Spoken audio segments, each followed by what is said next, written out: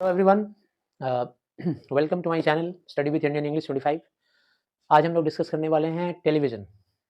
Television एक poem है ICSE board class 10, कभी-कभी 9 में भी लोग पढ़ा देते हैं, तो 9 एंड 10 दोनों में के लिए इम्पोर्टेंट है। And it was composed by Roald Dahl. तो अभी फ़िलहाल हम लोग टेलीविज़न की चर्चा करें। टेलीविज़न को हम लोग स्टूपिड बॉक्स, इडियट बॉक्स भी बोलते हैं, यानी कि बेमतलब का बोलते जाता है। लोग उसे जो देखने बैठ जाते हैं, उनका दिमाग चलना बंद हो जाता है। फिर there is no activity you will find in their brain, in their mind. They lose their capacity of being thoughtful, of being philosophical. Psychologically, it impresses the mind of the viewers in such a way that they stop thinking of themselves. अपनी सोच बंद हो जाती है। तो television देखिए, अब आइए हम लोग पढ़ें।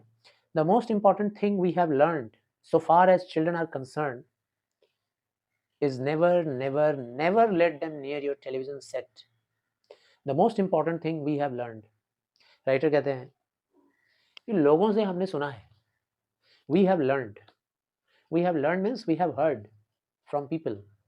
लोगों से हमने सुना है सबसे इंपॉर्टेंट चीज। अगर हम बच्चों की बात करें तो स्पेशली बहुत कुछ हम लोग सुनते हैं, लेकिन स्पेशली बच्चों की अगर बात करें तो एक बहुत ही इंपॉर्टेंट चीज हम लोगों ने सुना है, और वो क्या है? Is never let them near your television set. लोग यही कहते हुए सुनाई देते हैं कि बच्चों को कभी भी टेलीविजन सेट के पास नजदीक मत आने दो, ऐसे ही कहते हैं।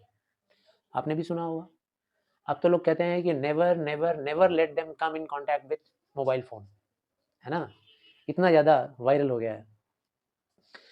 Them near your television set, और better still just don't install the idiot thing at all.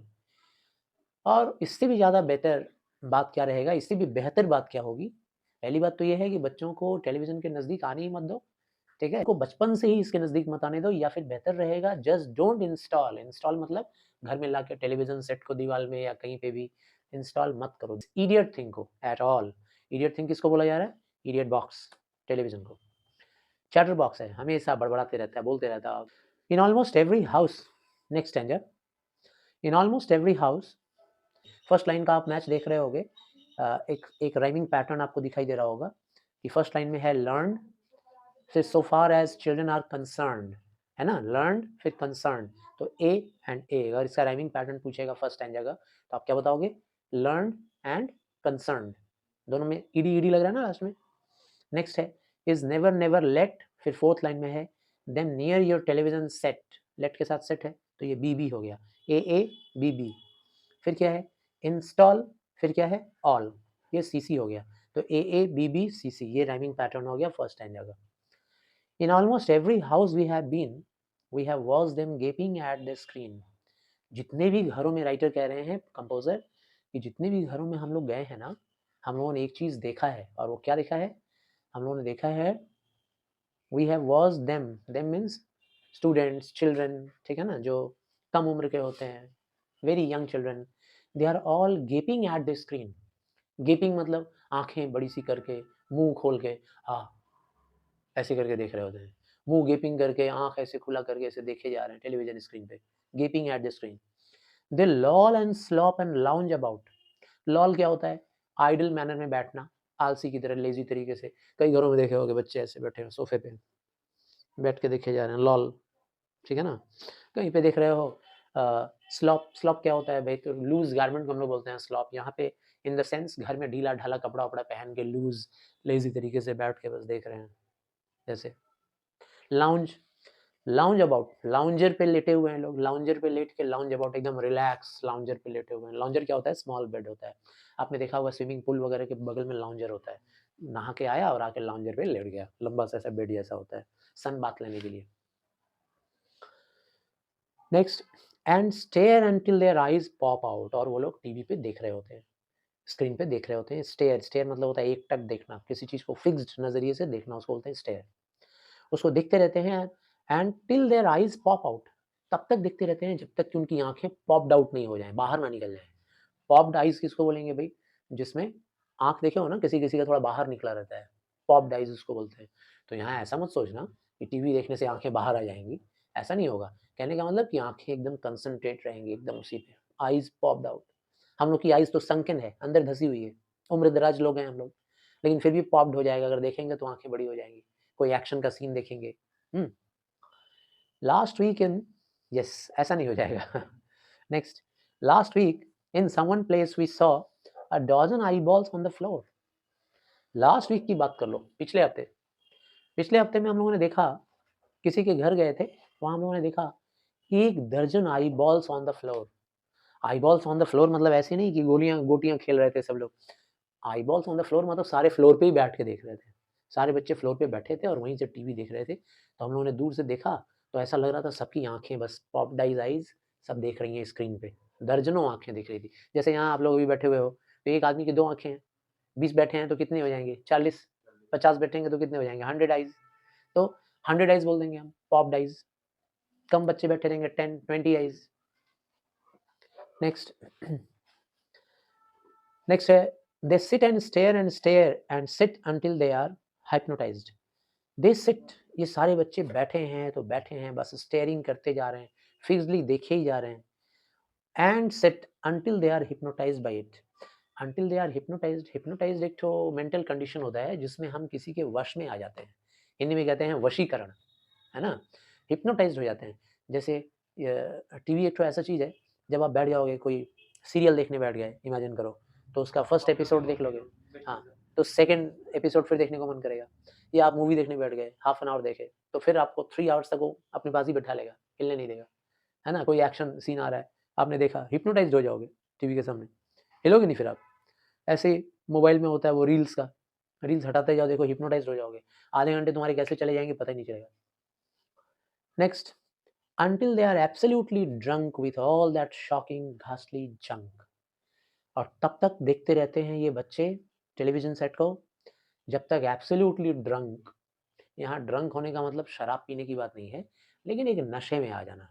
जैसे हर आदमी का नशा अलग अलग होता है, किसी का शराब का नशा होता है, तो किसी को पैसे कमाने का नशा, तो किसी को टीवी देखने का नशा, किसी को किताब पढ़ने का नशा।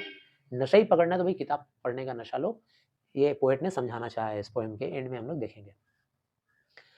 तो until they are absolutely drunk with all that shocking ghastly junk, तब तक ये लोग देखते रहते हैं जब तक उनके दिमाग में ये घासली मतलब हॉरिबल, खतरनाक, और जंक मतलब कूड़ा कचरा, कूड़ा कचरा, जब तक उनके दिमाग में जंक ना भर जाए, कूड़ा कचरा। अब अगर आप पॉलिटिक्स का न्यूज़ में इंटरेस्टेड हो तो देखो कितना जंक भर लोगे अपने दिमाग में, मॉर्निंग में ही आपके दिमाग में घूमने लगेगा, सीपीआईएम, कांग्रेस, बीजेपी, उफ, दिमाग खराब हो जाएगा। किसको सही माने किसको गलत माने, है ना? आप मूवी देखने बैठ गए तो आपके दिमाग में जंक भर जाएगा कि भाई आप हिंसा करके जीत सकते हो, फाइटिंग करो, मारो एकदम, तब तुम हीरो कहलाओगे। ये जंक भर जाता है। Oh yes, we know it keeps them still. They don't climb out the window sill, they never fight or kick or punch. Oh yes, writer composer बोल रहे हैं, मुझे पता है कि ये जो है ना टेलीविज़न बॉक्स, इडियट बॉक्स, ये बच्चों को रोक के रखता है, शांत बना के रखता है, हिलने नहीं देता है, और बच्चे बदमाशी नहीं करते हैं। They don't climb out the window सिल। विंडो सिल जैसे वो देख रहे हो ना, विंडो का वो जो फ्लैट प्लेटफ़ॉर्म होता है नीचे बॉटम में, उसको सिल बोलते हैं, जहाँ हम लोग हाथ-वाथ भी रख सकते हैं, ठीक है ना? सिल बोलते हैं। तो बच्चे कई बार देखे होंगे कि रॉड वगैरह पकड़ के विंडो का सिल पे चढ़ जाते हैं, वहाँ से गिर जाते हैं। तो टीवी देखने के टाइम में वो लोग भूल जाते हैं, वहाँ नहीं चढ़ते हैं, बदमाशी नहीं करते बच्चे, कहने का मतलब। तो ये बात सच है कि वो लोग विंडो सिल पे नहीं चढ़ते हैं। दे नेवर फाइट और किक और पंच। आपस में बच्चे लड़ते नहीं हैं, फाइट नहीं करते हैं, किक नहीं करते हैं, पंच नहीं करते हैं, घूंसा नहीं चलाते हैं, लात से नहीं मारते एक दूसरे को। They leave you free to cook the lunch. और ये माँओं की समस्या होती है, लंच नहीं बना पाती, ब्रेकफास्ट नहीं बना पाती, बच्चे परेशान करते हैं, तो टीवी खोल के बिठा देती है, सबसे आसान। देखो भाई टॉम एंड जेरी देखो, देखो भाई शिनचैन देखो, ठीक है ना? उनको और भी बहुत सारा वो नोबिता, क्या बोलते हैं उसको? डोरेमोन दिखलाने के लिए बिठा देती है। तो मम्मी लंच वगैरह भी बना लेती है। And wash the dishes in the sink. और मम्मी लोग खाना-वाना बनाने के बाद वो डिशेज़ वगैरह भी साफ़ कर लेती है, सिंक में, ठीक है ना? जो उनका वॉश बेसिन होता है। They leave you free to cook the lunch, wash the dishes in the sink, and but did you ever stop to think, to wonder just exactly what this does to your beloved tot? लेकिन माँओं, बहनों, क्या आपने कभी सोचा है कि आप ये जो कर रही हैं, खाना बनाने के चक्कर में, काम करने के चक्कर में बच्चों को बैठा देती हैं, इसका रिज़ल्ट क्या आएगा? क्या आपने कभी सोचा है कि इसका रिज़ल्ट क्या आएगा? आपके बिलव्ड टॉट, बिलव्ड मतलब प्यारा, डियर, टॉट मतलब बच्चा, आपके उस बच्चे के दिमाग पे इसका असर क्या डालेगा?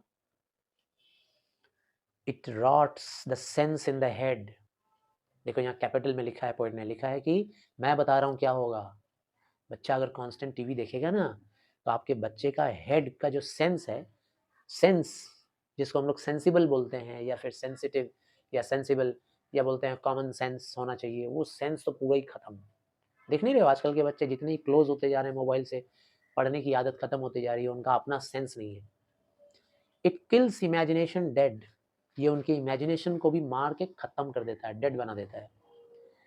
It clogs and clutters of the mind, ये उनके माइंड को क्लॉग कर देता है। क्लॉग मतलब जैसे ड्रेन वगैरह क्लॉग्ड हो जाते हैं, प्लास्टिक वगैरह पड़ के या कूड़ा वगैरह पड़ के, ऐसे ही दिमाग को जैम कर देता है। दुनिया भर के कचरे का स्टफ भर के दिमाग को जैम कर देता है। माइंड को दुनिया भर के इंफॉर्मेशन से भर देता है। क्लटर्स द माइंड, माइंड के अंदर क्लटर्स, भीड़ कर देता है दुनिया भर का कूड़ा कचरा, भीड़। It makes a child so dull and blind he can no longer understand a fantasy. बच्चे के दिमाग को डल, इतना डल बना देता है ना, डल मतलब उसके अंदर ब्राइटनेस तो दूर, कॉमन सेंस भी नहीं होता है, इतना डल। एंड ब्लाइंड, ऐसा नहीं सोचना कि बच्चे का आंख खराब हो जाता है, अंधा हो जाता है, नहीं। ब्लाइंड बोलने का मतलब सोचने की शक्ति खत्म, समझने की शक्ति खत्म। इतना भी नहीं सोच पाता है, इतना भी नहीं समझ पाता है कि वो एक अगर उसके हाथ में फैंटेसी पकड़ा दे ना, फैंटेसी मतलब एक इमेजिनरी स्टोरी या इमेजिनेशन का चीज़, तो वो उसको इमेजिन ही नहीं कर पाएगा, फेयरी लैंड के बारे में नहीं सोच पाएगा, भाई फेयरी लैंड कैसा होगा, परियों का दुनिया, परियों का शहर।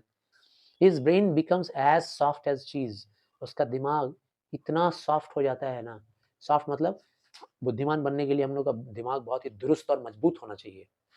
As soft as cheese and butter नहीं होना चाहिए। तो बच्चों का brain as soft as cheese हो जाता है, इतना सॉफ्ट, कोमल। His powers of thinking rust and freeze, और उसके सोचने की शक्ति जो होती है वो रस्टी हो जाती है, मतलब जंग लग जाता है उसमें। भाई जब किसी चीज़ों में जंग लग जाता है कब लगता है, जब उसका यूज़ ना करें, है ना। आप बॉडी का एक्सरसाइज नहीं करोगे, खेलोगे कूदोगे नहीं, तो बॉडी में हमारे जंग लग जाएगा। यहाँ दर्द होगा, यहाँ दर्द होगा, जोड़ों में दर्द होगा, सारे जोड़ों में दर्द होने लगेगा। एक्सरसाइज हमेशा करोगे, खेलोगे कूदोगे दौड़ोगे, तो बॉडी एक्टिव रहेगा, उसका ऑयलिंग होता रहेगा, है ना, सारी मशीनरी एकदम फिट रहेगी, 80-90 की उम्र तक हेल्दी रहोगे। तो दिमाग का भी ऐसे ही है, दिमाग कब यूज़ होता है, जितना यूज़ करोगे उतना दिमाग अच्छा रहेगा। जैसे टीचर लोगों का दिमाग, रिटायर्ड हो जाते हैं तो टीचर लोग बीमार हो जाते हैं, जब तक रिटायर्ड नहीं होते हैं उनका दिमाग चलता रहता है, चलता रहता है। तो चलने से दिमाग में मेंटल डिजीज़ नहीं होता है। तो बच्चों का दिमाग रस्ट लग जाता है, दिमाग में फ्रीज़ हो जाता है, जम जाता है, बर्फ़ की तरह। He can not think, he only sees, बच्चा सोच ही नहीं पाता है, बस सिर्फ़ देखता है, ऐसे देखता रहता है डल होके। तो वीडियो काफ़ी लंबा हो जाएगा, सो नेक्स्ट पार्ट हम लोग नेक्स्ट वीडियो में पढ़ेंगे, ठीक है ना? Thank you.